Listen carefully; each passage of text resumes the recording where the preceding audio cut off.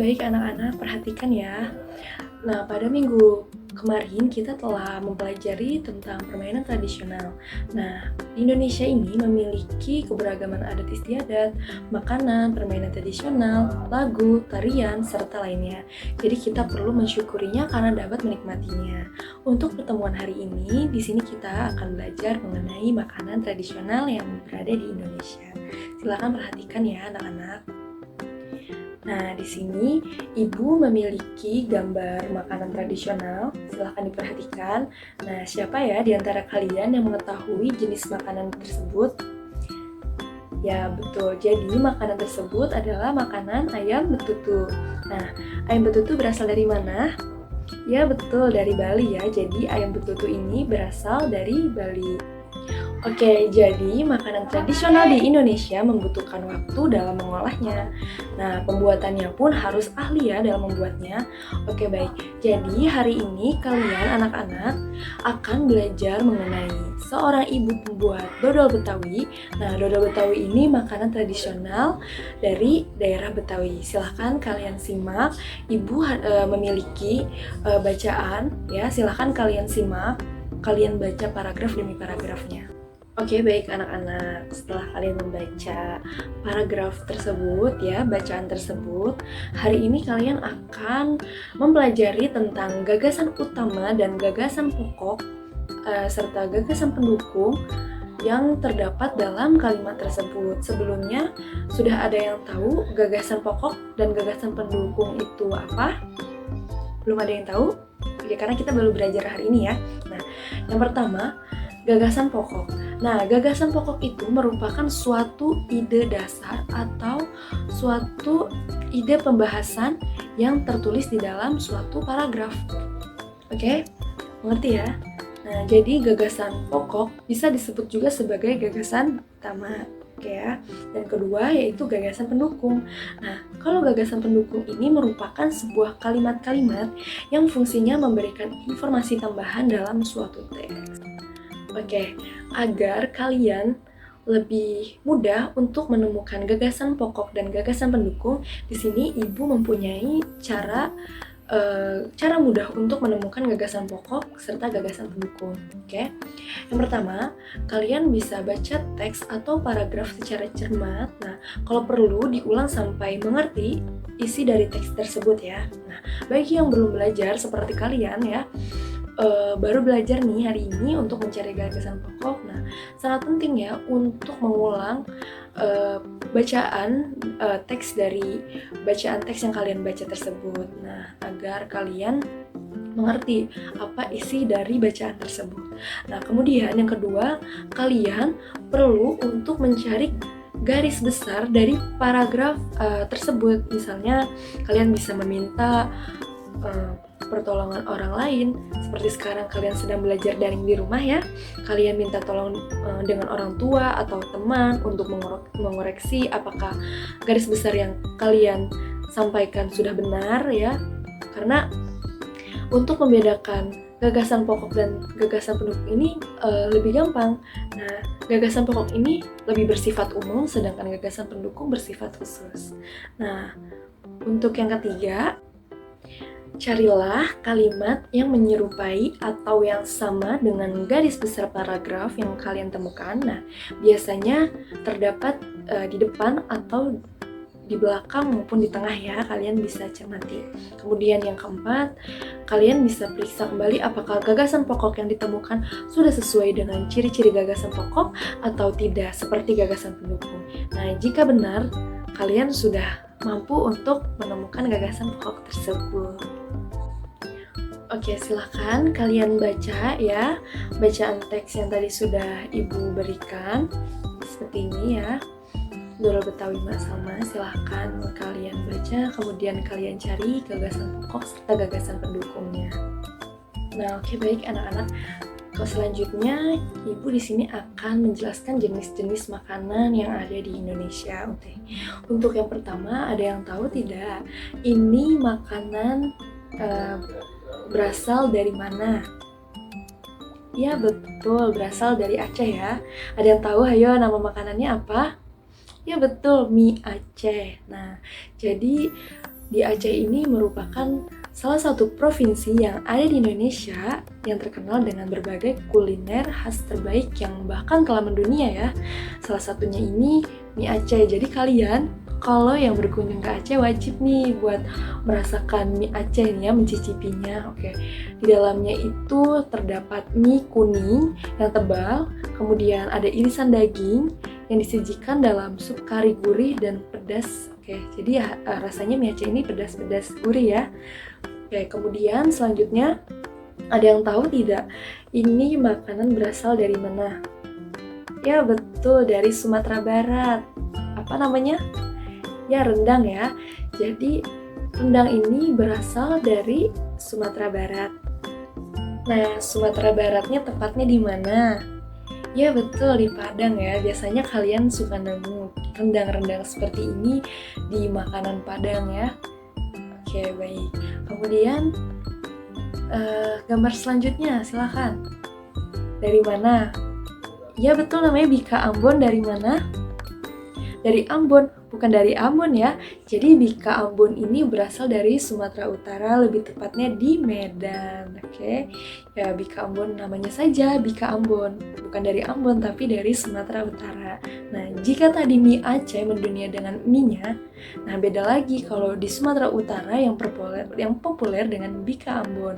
Ya jenis kue ini rasanya lezat, bahkan Bika Ambon ini sudah dijual dengan beberapa varian rasa terbaik seperti rasa keju hingga durian, walaupun yang enak rasa originalnya ya. Nah, jika kalian main-main ke Sumatera Utara, nah kalian bisa membeli makanan tersebut untuk dijadikan oleh-oleh. Oke? Nah, yang terakhir ada yang tahu? Ya, betul, namanya gulai patin Jambi. Nah, ini makanan khas dari daerah Jambi. Nah, dengan nama gulai ikan patin, nah masakan yang satu ini sangat populer di tengah masyarakat Jambi dan sekitarnya. Oke, gulai patin ini menggunakan daging dari buah durian yang telah difermentasi. Kemudian gulai ikan akan dimasak hingga matang dengan rasa yang dijamin bikin ketagihan.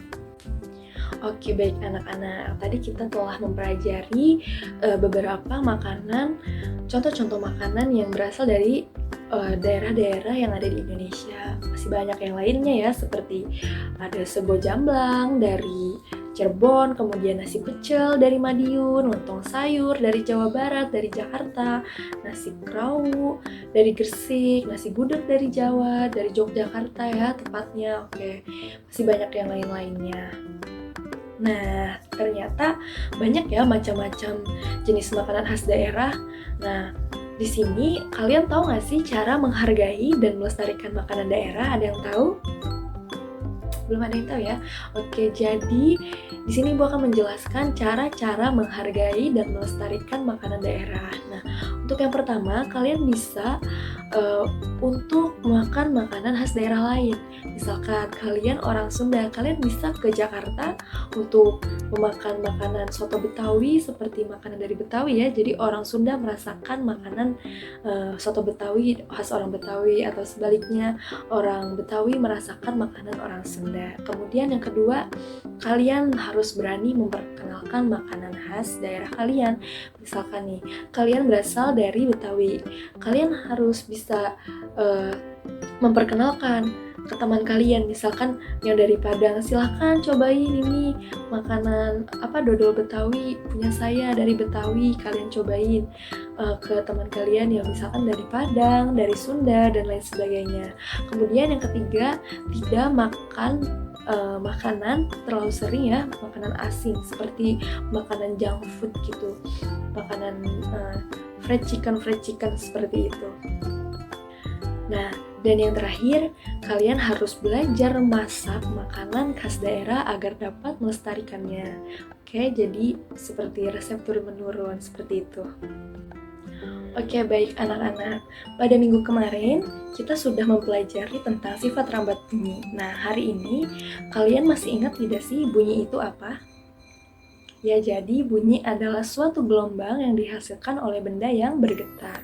Nah, benda yang menghasilkan bunyi disebut sumber bunyi. Ada yang tahu syarat terjadinya bunyi itu ada berapa? Ya, ada 3 ya. Nah, yang pertama terdapat sumber bunyi, yang kedua terdapat medium, dan yang ketiga terdapat reseptor B. Nah, kemudian sifat-sifat bunyi. Nah, sifat-sifat bunyi ini yang pertama yaitu bunyi atau gelombang. Bunyi memerlukan medium. Karena bunyi merupakan gelombang yang bergerak, maka dalam pergerakannya gelombang bunyi memerlukan media penghantar atau medium untuk menghantarkan bunyi tersebut. Kemudian yang kedua, bunyi atau gelombang bunyi dapat dipantulkan. Nah, di antara sifat-sifat bunyi adalah dapat mengalami pemantulan atau refleksi. Nah, ini karena bunyi merupakan sebuah gelombang longitudinal. Nah, sifat umum gelombang adalah dapat dipantulkan. Begitu juga dengan bunyi ya, sama. Oke.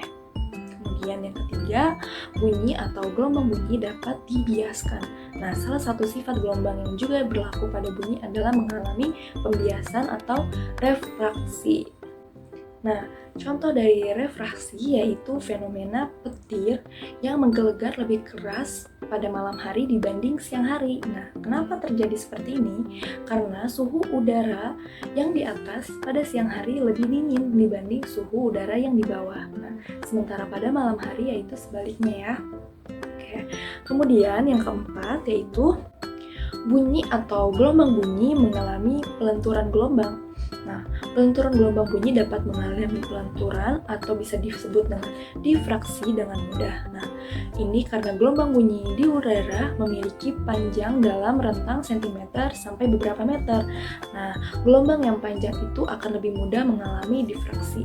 Kemudian, yang keenam, bunyi atau gelombang bunyi mengalami perpaduan.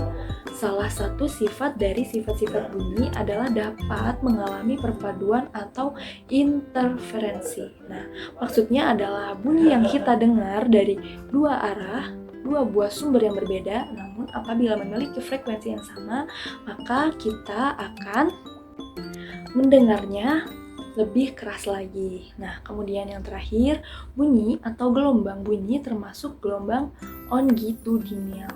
Adalah gelombang yang arah rambatnya sejajar atau sama dengan arah getarnya.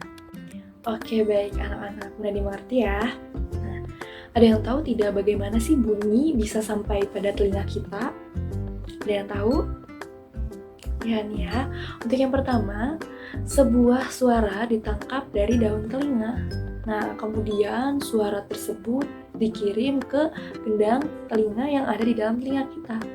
Kemudian diteruskan ke 3 tulang pendengaran, ke tingkap, jorong, dan rumah siput yang ada di dalam telinga kita. Lalu yang keempat, cairan limfa akan bergetar. Nah, hal itu merangsang ujung saraf pendengaran kita dan menimbulkan impuls saraf ke otak. Impuls tersebut kemudian diolah sehingga bisa mengenali suara-suara yang ada di sekitar kita. Jadi, cara-cara tersebut adalah cara bunyi bisa sampai ada di telinga kita.